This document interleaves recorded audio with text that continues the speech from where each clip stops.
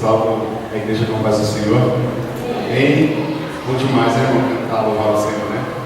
Se a gente parar para pensar, a gente fica a noite inteira louvando. Antes de iniciar a palavra, eu queria só dar dois avisos. Está tendo encontros no lar, né? Os cultos no lar. E eu, assim, eu presumo que a gente estava comentando com o Cleiton que já está na hora de a gente se separar, né? Então ele vai ficar na casa da irmã. Então, o irmão que quiser ter uma ministração toda terça-feira, culto no lar, fala com a gente que a gente vai abrir a célula. Amém? E outro aviso é que toda quarta-feira tem culto dos jovens. Amém? Vocês estão convidados, vocês estão convidados. É uma bênção. A porta que o Senhor abriu para a gente aí e ele está fazendo a obra. Os dois rapazes ali também, né, que nos visitam toda quarta-feira, com certeza não é do lado, né? Deus está dando parabéns aqui. Irmão, eu queria só antes de iniciar fazer uma oração. Não precisa se colocar de pé, não, só com a sua cabeça só. Senhor, nosso Deus, nosso Pai, nós como igreja, Senhor, reunidos aqui, Pai, nos colocamos diante da Tua presença, Senhor. Estamos sedentos, Pai, para ouvir a Tua palavra, para ouvir a Tua voz, Senhor. Hoje foi um dia, Senhor, de muitos trabalharam, eu trabalhei hoje também, Senhor. E o momento que a gente mais pensava era justamente a noite, Pai. A noite que estaria, todos nós estaremos reunidos como corpo de Cristo, Senhor. Celebrar juntos, Senhor. Pai, te agradecemos por esse momento, Senhor. Eu celebro também, Senhor, a vitória do Espírito sobre a carne, Pai. Porque no início, Pai, desse culto eu percebi, Senhor, que muitas das coisas que eu achei que era importante para a minha vida, Senhor, ficou para trás. Eu percebi, Pai, eu só serei feliz na tua casa, Senhor. Eu te agradeço por isso, Senhor. Esconde atrás da cruz, Senhor. Traga a tua palavra para o teu povo, Senhor. Não permita que nada, Deus, que nada impeça, Pai, que teu povo ouça a tua palavra, Senhor. Que essa palavra venha trazer transformação, restauração, que não seja uma palavra que entre por um ouvido e saia pelo outro, Senhor. Em nome de Jesus Cristo, Senhor. Amém. Às vezes a gente está trazendo a palavra e os irmãos se assustam com o meu jeito de falar, né? E eu sempre dou essa desculpa, mas tem funcionado.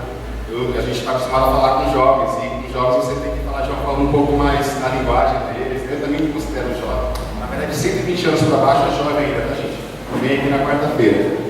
E então não se assusta não, irmão. Se eu pular aqui, se eu gritar, tá na bênção, bem? Eu quero trazer uma palavra para os irmãos essa noite. Eu acho que essa câmera vai ter que estar virando, né? Porque eu ando muito. Uma bênção. Por isso que eu sou para-brisa, né? Eu falei para cá. E eu estava falando assim, Senhor, me dá uma palavra. Me dá uma palavra para mim levar no sábado à noite para os irmãos lá. E, na verdade, assim, grande parte do que eu vou falar aqui já estava posto. Porque a gente vai fazendo os estudos e a gente vai compreendendo algumas coisas que até então a gente não compreendia. E aí eu estava com esse tema para pregar para os jovens. Mas eu estava falando para o Cleiton, eu não sei se eles vão entender, se é bacana, se não é. E eu nem falei o tema para ele. Aí do lado do Cleiton falou, mano, eu estava fazendo um estudo sobre as pessoas da nossa geração que tem a tendência de trocar o eterno pelo temporário. De trocar algo de muito valor por algo de pouco valor. E para o crente, uma pessoa que serve a Deus, uma cristão, o que é de muito valor, gente? É a vida eterna, é a presença do Senhor Jesus Cristo. E justamente sobre isso que eu quero falar essa noite. Eu estava me recordando. O tema dessa noite, todo mundo sabe o que é levar ponte aqui? Todo mundo sabe? Não. Levar ponte é assim, vamos supor. O jovem estava falando para mim na quarta-feira retrasada. Pô, mano, eu estava com o PlayStation 3 lá e eu troquei pela bicicleta, mas acho que eu levei um bonde. Levar ponte é você perder na negociação. É você trocar algo de muito valor por algo de pouco valor. Todo irmão conhece? Sabe? É isso, né? Então a pregação de hoje é batendo o rolo e levando um monte. E eu creio que Deus vai falar tremendamente. Eu estava pensando sobre essa palavra essa noite. E eu lembrei que quando eu era pequeno, tinha uns 4, 5 anos, meu pai, ele me deu um carrinho de controle remoto. E naquela época era muito caro, irmão. Era muito caro mesmo. E eu lembro que no primeiro dia eu fui brincar com o carrinho. Eu levei para casa de um colega meu e troquei o carrinho pelo negócio lá que tinha ali pirulito lá. Meu, eu cheguei em casa, meu pai não é de bater assim, né? Mas quando ele bate, é abençoado. Não sei se os irmãos sabem, eu sou baiano, sou da Bahia. sou baiano. E lá na Bahia, porque geralmente quem bate é a mãe. Mas como o pai bate, não sei se os irmãos conhecem, tem um tal de Bahia do Facão. Já viu falar já? E tem o currilhão. E o pai, assim, o filho ele negocia com o pai, não me bate não, deixa a mãe bater, porque a mãe você bate, a mãe, você consegue segurar o cinto, né? A barriga do facão, então não vai não, porque o pai ele joga no chão e segura os braços e ele bate forte. E assim, tem gente que é contra, né, dessas situações, mas aí, ó, o criminoso que eu me tornei, acho que foi muito válido, e a Bíblia fala que a gente tem que sentar a banha de pau dos moleques. E eu lembro que eu apanhei muito. Por quê? Porque eu troquei algo de muito valor por algo de pouco valor. Todo mundo aqui já trocou roupinha de boneca, já trocou bicicleta, já trocou figurinha do Batman. Mas na negociação sempre tem uma consequência. Uma boa, se você sai ganhando, você fez um bom jogo. Se você está perdendo, você fez um mau jogo. 15 dias atrás eu falei aqui sobre idolatria. Eu falei sobre a tentativa de Satanás de introduzir os deuses no meio do povo de Deus. E eu resumi 39 livros do Velho Testamento. Satanás introduzindo outros deuses no meio do povo de Deus, tentando trocar Deus, a idolatria, toda a tentativa de substituir ou de colocar Deus em segundo plano. E o povo adorava Deus e era tudo bem. O povo trocava Deus por Baal, por outros deuses, e ia para o cativeiro. O povo adorava Deus e era tudo bem, o povo trocava Deus pelo Baal e ia para o cativeiro. Até que um dia, lá em 2 Crônicas 32:16, Deus falou que tem mais remédio no mundo. Vai todo mundo para o cativeiro. Foi todo mundo para o cativeiro. É o período chamado intermínio. E o povo ficou lá. E eu percebi, eu estava vendo uma passagem na semana passada, é aquela passagem, e essa estratégia, irmão, que mais me surpreende, que tem dado tão certo, e Satanás tentou usar essa estratégia contra o próprio Filho de Deus. O que ele falou lá em Mateus 4, 8 e 9? Falou assim, ó, Jesus, seguinte, está vendo esse mundo aqui, ó, tudo isso aqui, ó, Orlando, tudo aqui, eu te dou. Se você prostrar e adorar. Foi isso que ele falou? Eu te dou tudo isso aqui se você trocar o teu pai por mim. Ele falou isso.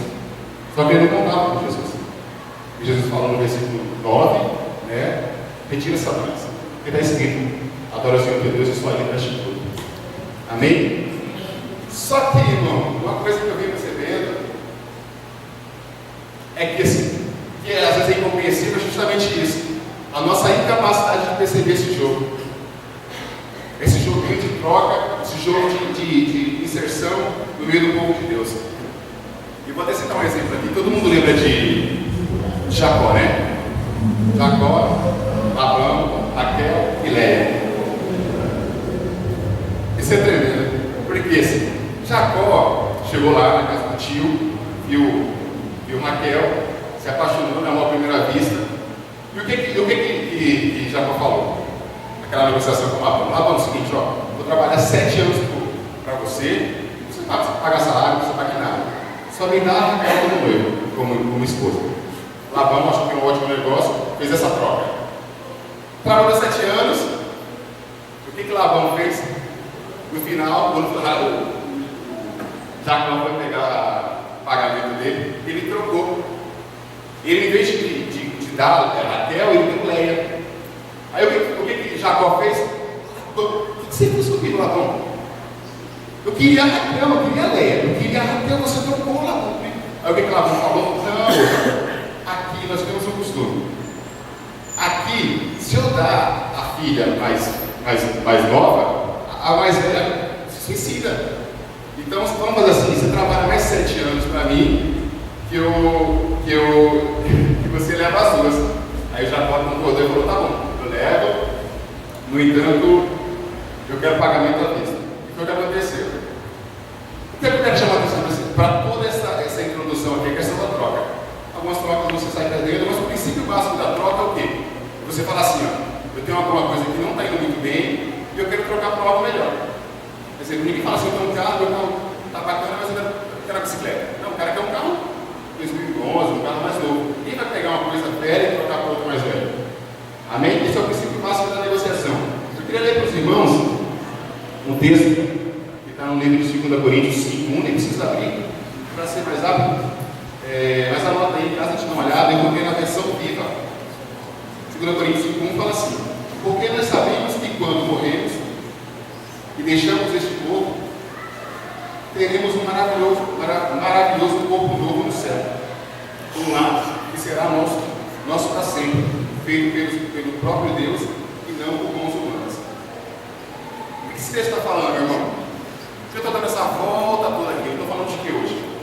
É direção do nosso pastor, que todo sábado nós falamos de quê? De salvação. Esse texto está falando o quê? Que há um lugar eterno nos esperando. Amém? É isso que está falando?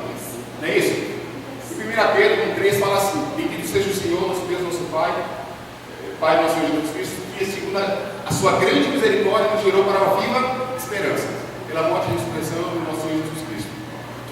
O que ele está falando? O que Pedro está falando aí? Está falando que tem um lugar eterno para a gente. Está falando que isso aqui vai passar. Que isso aqui não tem valor. Ele está falando que não tem valor, está lá em cima nos esperando. E o que justamente me motivou a falar sobre esse tema essa noite é a nossa incapacidade de perceber isso. Tem momentos na vida que nós trocamos algo de muito valor por algo de pouco valor. A gente bate o bolo e leva um bolo, a gente toma na cara. A gente troca o eterno pelo temporário. E essa noite eu vou falar com vocês essa noite. E assim, eu entrei aqui agora. Sabia que eu vi uma pesquisa, estava estudando sobre esse tema, mais de 90% dos brasileiros acham que vão para o céu. Eu falei, espero, vamos orar por isso. Vamos orar. Espero. No entanto, uma vez Jesus foi um rolê lá em Jerusalém e viu quem? Nicodemos, playboy. Falou assim, Nicodemos, o seguinte, ó, de verdade eu vos digo, que aquele que não nascer da água e do Espírito, não pode. Gente, nada está na Bíblia por acaso. Ele fala assim, fica difícil? Não é? Alguém tem uma versão que fala assim, fica difícil entrar no reino do céu? Não. Ele fala o quê? Não pode. Eu não vou para o céu porque eu acho que tenho que ir. Eu não vou para o céu porque minha mãe é crente, ou porque eu curto versículo no Facebook, ou porque eu tenho um adesivo com o nome de Jesus no carro, ou porque eu venho na igreja, porque às vezes eu estou no louvor, ou por qualquer outro motivo. Amém? É isso que eu vou falar essa noite, irmãos. E para entrar no tema da pregação, está sendo muito rápido. Queria que os irmãos abrissem em 2 João 8.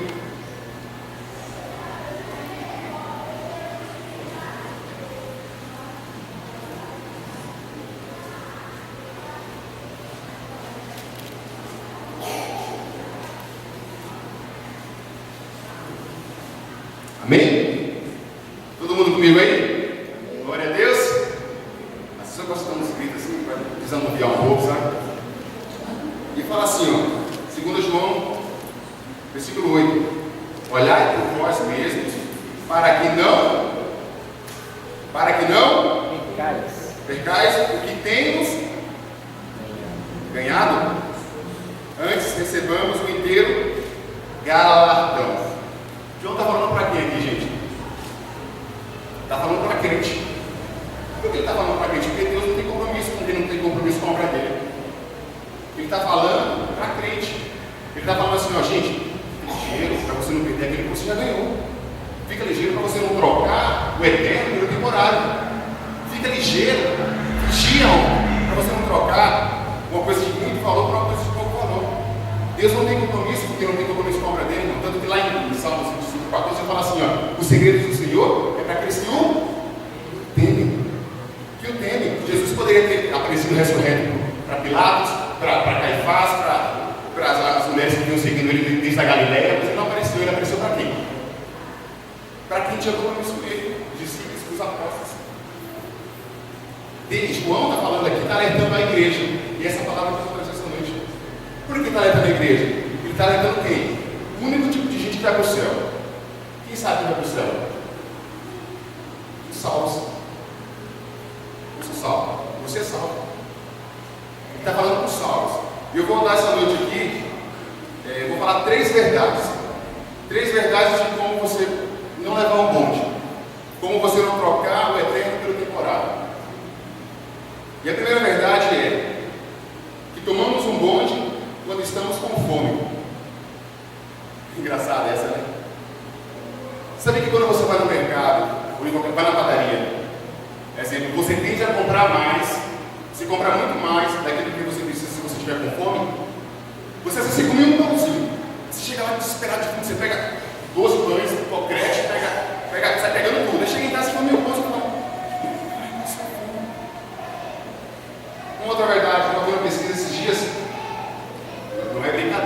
marido assim, não ria, gente. Mas é sério mesmo, eu tava. Porque dizem que minhas piadas só falam de homem, né? Mas assim, ó. Tem uma dica que os consultores financeiros dão para os homens. Toda vez que ele for dar o cartão de crédito para a mulher, é sério mesmo, não é brincadeira. Toda vez que ele for dar o cartão de crédito para a mulher, ele tem que dar um bombom de chocolate. Como assim? Por que bombom de chocolate? Porque o nível de glicose no sangue influencia a racionalidade da pessoa. É sério, não estou brincando. Então, em vez de ela comprar, sei lá, 12 sapatos, ela compra a metade. Ela não compra os 12, ela compra a metade. Onde você quer chegar com isso, irmão? Eu quero chegar aqui. Que a fome afeta nossas decisões. Não, mas quando eu saí de casa eu jantei. Filha, eu não estou falando de foda-se. Eu não estou falando de comida que compra no verão. Não estou falando de comida que compra no semar. Não estou falando de comida da avó. Estou falando de comida do pai. Diferente. Comida de Deus. É fome de quê? Do Espírito Santo. A minha eu não consigo compreender. Às vezes a gente fala assim, né? Mas assim, a igreja, às vezes acha que o Espírito Santo de Deus é uma coisa legal. É um chaveirinho, um cachorrinho de estimação que quando de vez em quando eu quero sentir uma emoçãozinha, eu vou lá e faço a calcinha dele, ele vem e me agrada. Eu tinha percebido, quando o Sérgio começou a ministrar aqui, eu falei, bênção, né? Aí Deus me fez lembrar, Mário, você está sentindo esse quebrantamento aí porque ele está falando ou porque eu estou no teu coração? E sabe qual é o termômetro que Deus me deu esse ano? A revelação que ele me deu? Quer saber se eu estou frio ou não? É só olhar. Seu exemplo. Quando você está fazendo o Espírito Santo, você vira fiscal de culto. Como assim, uma fiscal de culto? Você senta no canto, né? Ninguém pergunta, de boxe, né?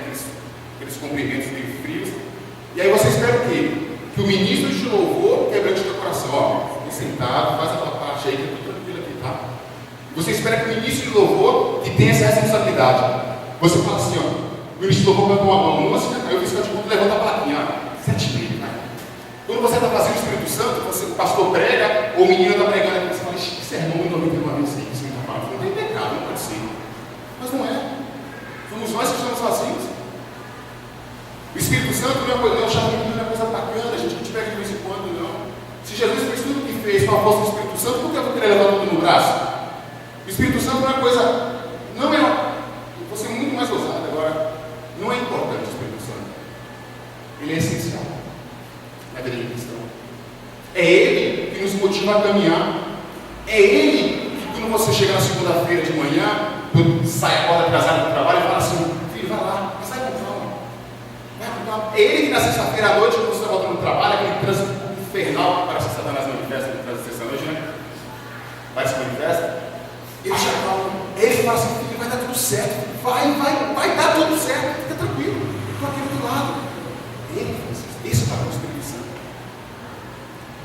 E assim, o Senhor tem me cobrado muito por isso, porque às vezes eu falo com muito mais emoção, falei aqui esses dias entre os jogos, do meu computador, do meu iPhone, do meu Samsung, do que eu falo do Filho de Deus.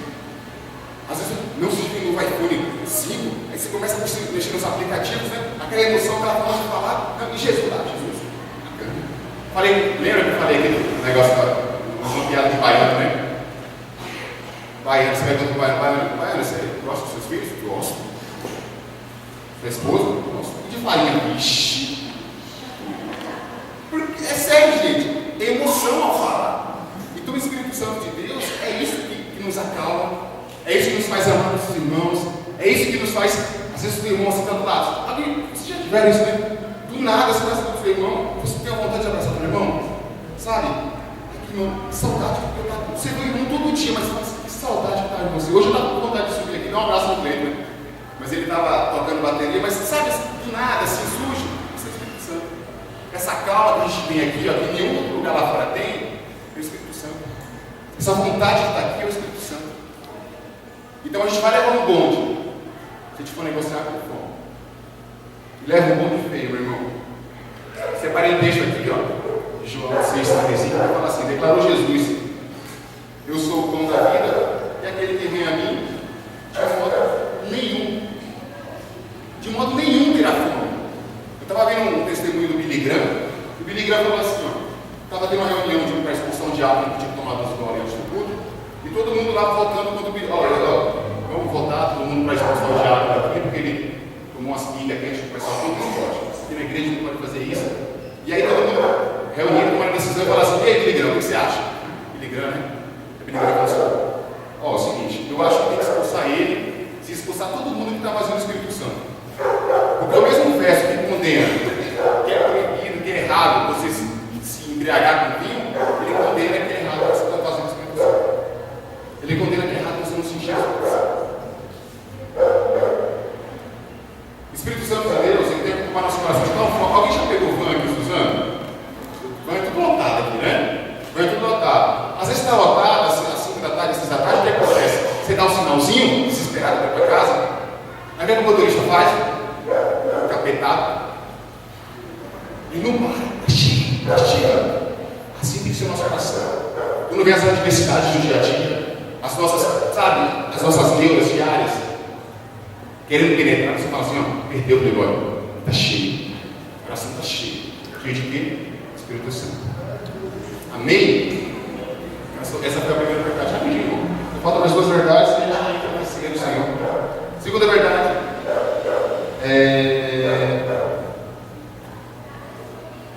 Levamos um monte quando não levamos Deus a sério. Todo mundo assistiu aquela luta do UFC aqui, não sei se o pessoal conhece. Eu falo para os jovens assim, né? Quem assistiu a luta do Anderson Silva lá que perdeu? Fica todo mundo com cara de sonso, assim, de espiritual, sabe? Assim, nós não assistimos, não. Só que quando vai ver as perguntas aqui, né, Guilherme, na caixinha, começa a fazer um monte de perguntas relacionadas. Ah, mas crente pode assistir você? Crente pode fazer isso aqui? Por que o pastor está orando para você? Amém. O Anderson Silva, um dos maiores lutadores de MMA do mundo, o maior lutador de MMA do mundo, ele perdeu a luta. Por quê? Porque ele achou que a luta estava ganha. O que ele começou a fazer? Qual o nome dessa verdade aqui? Que a gente leva um bonde quando a gente não leva Deus a sério. O Anderson Silva começou a brincar com o componente dele. O que aconteceu? Tomou no queixo, tomou na lata, caiu e desmaiou. Perdeu a luta. Perdeu a luta, gente. A nossa luta, ela está ganha pelos merecimentos de Jesus Cristo.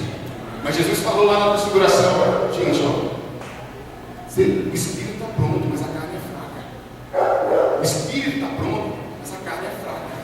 Tem que se encher do espírito. A luta, essa batalha dia a dia, diária nossa, o grande milagre do cristianismo é esse, é o dia a dia que a gente vive. É o passo a passo. Mas a gente acha que a gente deve resolver tudo num único dia, né? Mas não dá. A gente não pode baixar a guarda, meu irmão. Não pode baixar a guarda. Você vai dar um exemplo de Sansão. Todo mundo lembra de Sansão, né? Playboy, bombado, governador de Israel, bola estando no peito, iPhone. Sansão vai levar esse aqui. Uma novinha lá, né? Xixá rosa. E adiciona ela no Facebook. Aí a Dalila começa a enviar umas fotos para ele lá no Facebook. E aí começa o quê? Ah, eu tive uma foto um pouco mais assim, com o beicinho de Angelina Jolie. Mas você me fala que você quer.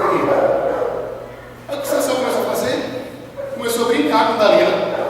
Oh, se você me amarrar com 7 cordas novas e secas, esse que eu serei como qualquer outro. Aí ela vai e tenta, não dá certo. Aí ela enviou para falar, pai, Sansão, ligou comigo. Pode. Ele começa a brincar. Tem uma frase que fala assim, né? De grão em grão a galinha enche o papo. Não é? De grão em grão a galinha enche o papo. Uma hora a Sansão entregou o segredo dele. Começou a brincar com a galinha e entregou o segredo dele. E uma coisa que eu tenho percebido. Às vezes Deus fala assim, senta aí, vai aqui, olha. Vai a caneta aqui, um tablet aqui, começa a escrever que eu pego um de você. Tem coisas em mim, gente, que já era para mim estar fora disso. Tem pessoas que eu ando, já era para mim ter parado de andar. Tem lugares que eu frequento, já era para mim ter parado de frequentar há muito tempo. Mas você fica brincando com Deus, fica brincando. Em Gálatas 6:7, fala o quê? Ó, é ligeiro, de Deus ninguém zomba não. Às vezes a brincadeira vira uma zombaria. E Deus está dando uma vida. Eu não falei para você para não fazer isso aí. Eu não falei. Quantas vezes esse dia eu estava aconselhando um colega meu, eu falei, meu, para de brincar com você, cara. A menina vem conversar com você, colocar a mão no teu ombro e falar que você é legal. Isso é o capeta, velho. Isso é o capeta. Menininha, para de ficar enviando mensagem 2 horas da manhã para o namorado. Não dá. Jovem, tem que experimentar, não tem que experimentar nada. Isso é o capeta, essa brincadeira. E o que a gente geralmente não faz? A gente não chuta direto, né? A gente não se afasta. A gente fica igual Sansão, flertando com o pecado. Não pode, não pode. Se a gente brincar com Deus, o que Sansão virou? Fala para mim. O rei fez o que com ele? Assinou a carteira dele lá e ele virou o quê? Tiririca na corte. O versículo 25, 27 de Juízes 16 fala o quê? Fala que Sansão ficava entretendo o povo lá. E o que eu percebi nessa hora? Eu falei assim, ó, quem brinca com Deus fica palhaço. Fica entretendo o povo. Sansão ficou de brincadeira. Até que entregou os pontos. Aí perdeu. Estragou todos os planos que Deus tinha para a vida dele, que era de matar Filisteu. Perdeu tudo, trocou algo de muito valor por algo de pouco valor. Trocou os planos que Deus tinha, sabe? Só Deus.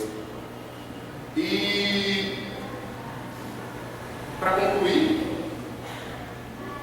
queria fechar na terceira e última verdade, que é a verdade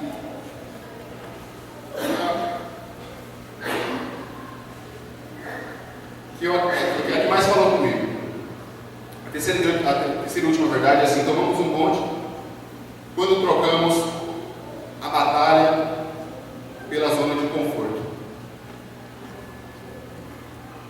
Como assim, mano? Trocamos um bonde levamos um bonde quando trocamos a batalha pela zona de conforto?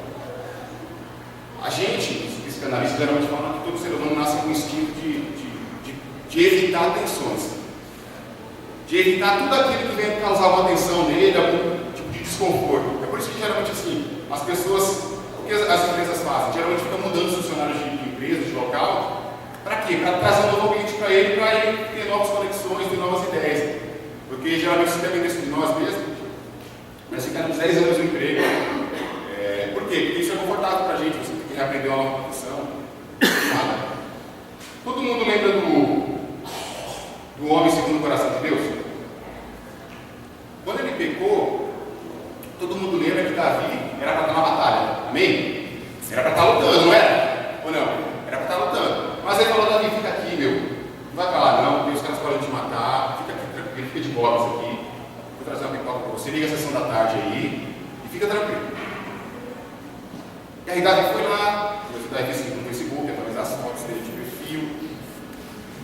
E o que aconteceu? Uma bela tarde, ele olha pela janela do Twitter, e vê aquilo que seria a queda dele. Davi pecou porque ele estava na zona de conforto. Mano, que zona de conforto é essa que você está falando?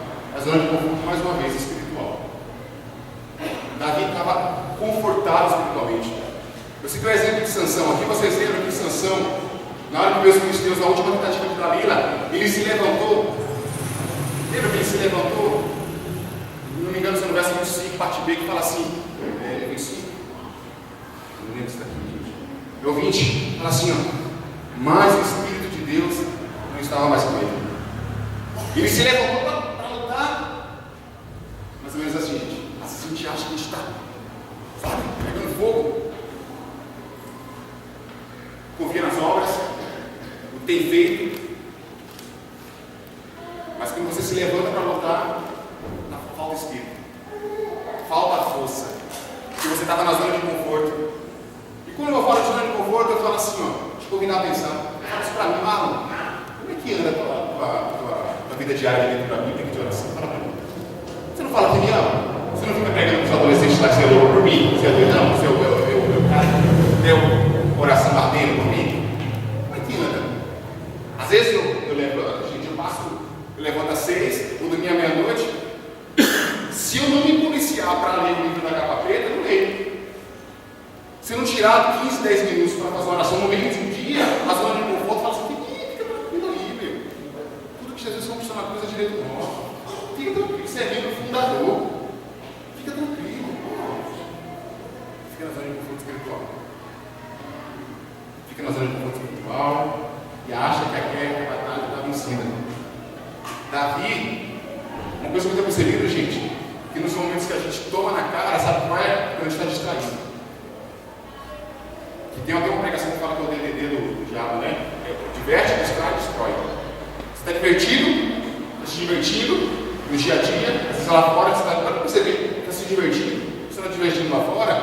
você se distrai.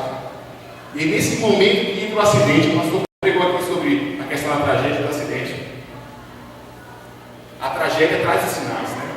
Mas o acidente geralmente vem do nada, às vezes não depende de você. Mas nesse contexto aqui, às vezes você está distraído, às vezes no Facebook, você entra no Facebook e você fala assim, não, eu só vou ver se alguém falou comigo aqui, passa 10 horas, você está lá na conta do banho. Jovens riem, né? Porque não vai ser eu, gente, eu também. Poxa, isso aí é a praia. Esse lance aí é praia. Então, assim, Davi era para a batalha, mas estava tranquilo. Às vezes você tem em casa assim, você fica cansado, não vou para o culto não. E Deus fala assim, ó, você vai ficar aqui? Você vai ficar aqui? É porque você está lá batalhando lá no pátio do Senhor. Porque tem gente que acha que vem na igreja para buscar. Gente, Deus já está com a gente já, gente. A palavra dele não fala que ele não mora em templos construídos por mão de homens. Ele está aqui dentro, gente. Esse momento aqui é um momento de celebração que nós juntos, como igreja nos reunimos para adorar a Ele juntos. Mas a igreja somos nós. Esse dia um irmão falando assim, apontou o irmão e falou assim, olha, a igreja está no lugar. Não precisa da igreja para lugar, a igreja está na frente dele. A igreja sou eu e você. Quando Paulo escreve os Coríntios e fala assim que nós somos membros do corpo de Cristo, que esse corpo é junto por entranhados afetos de amor, ele está falando isso. Que eu sou o punho, Sérgio é o cotovelo, Cleiton é o ombro, sabe? E ele só é cabeça se nós estivermos juntos. O que a gente sente saudade não é das 4 paredes aqui. A gente tem saudade do irmão. Eu queria estar lá para ver o Cleiton hoje. Eu queria estar lá para ver o William. Eu queria estar lá para dar um abraço no pastor, sabe? Para ver todo mundo lá, deixar abraçado, lamber, apertar. São as pessoas que nos trazem, que nos dão essa saudade, esse prazer. A igreja é isso. Então o que eu quero fora disso? O que eu vou ficar assistindo o Faustão, Serginho Grois, tem que vir para o culto mesmo, irmão. Porque negar Cristo é muito menos do que aquele que a gente imagina. Negar Cristo é uma noite como essa, você deixar de vir celebrar Deus junto com o teu irmão e ficar assistindo Santos e Atlético lá. Isso que é negar Cristo. Não é subir no carro de pamonha e ficar gritando, eu negar Cristo, ficar xingando o dia inteiro para Deus te mandar para o inferno. Não é isso, não. É uma vida inteira assim. Cara, essas coisas mínimas. Então, irmãos, era essa palavra simples que eu queria deixar para os irmãos. Eu só ia concluir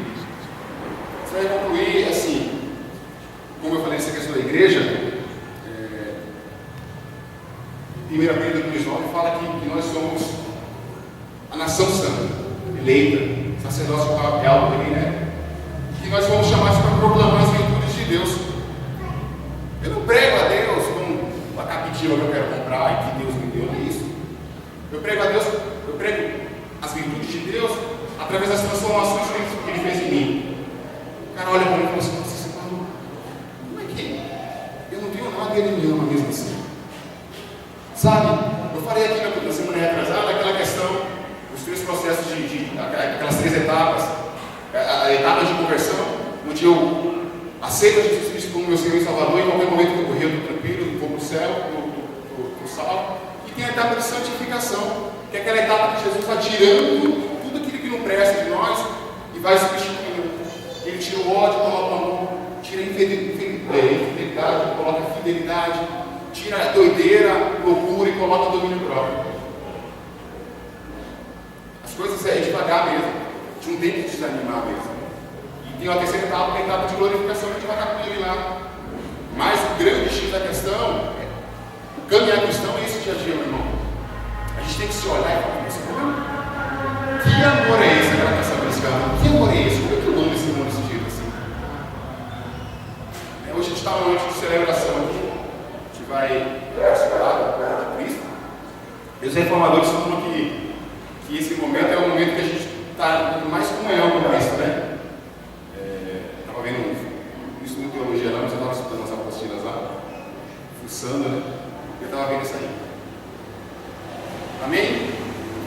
Essa palavra simples que eu queria trazer, geralmente eu prolongo mais, eu grito, mas hoje 2 Coríntios 15:10 fala comigo, né? Eu sou o que sou, então vai isso aí mesmo. A gente coloca de pé para fazer essa oração, para agradecer ao Senhor por essa palavra. Lembrando, jovens, quarta-feira contra os jovens, tá? De 14 a 30 anos, cola aí com nós. Semana passada teve o culto da pizza, né? Que a tia Vim preparou. Foi muito show. Semana retrasada teve o culto do Guaraná com o biscoito recheado. A passada foi da cachorro quente e a retrasada foi o culto do brigadeiro, né? Brigadeiro. O culto do brigadeiro trava a igreja, gente. Não sei porquê. O brigadeiro trava. Né? Mas eu falo, gente, não está vindo aqui para apenas, está vindo aqui para buscar Deus. Vamos orar aí. Amém? Senhor, nosso Deus e nosso Pai, te agradecemos, Deus, por essa noite maravilhosa, te agradecemos por essa palavra. Muito obrigado, Senhor, por teu nome, Pai, ter sido proclamado essa noite aqui, Senhor. Muito obrigado por poder usar o nome de Jesus Cristo para nos achegarmos a Ti, Senhor. Muito obrigado, Senhor. Aumente nosso amor, Senhor. Te agradecemos, Pai, porque o caminhar cristão não depende de nossas forças, mas depende de Ti, Senhor.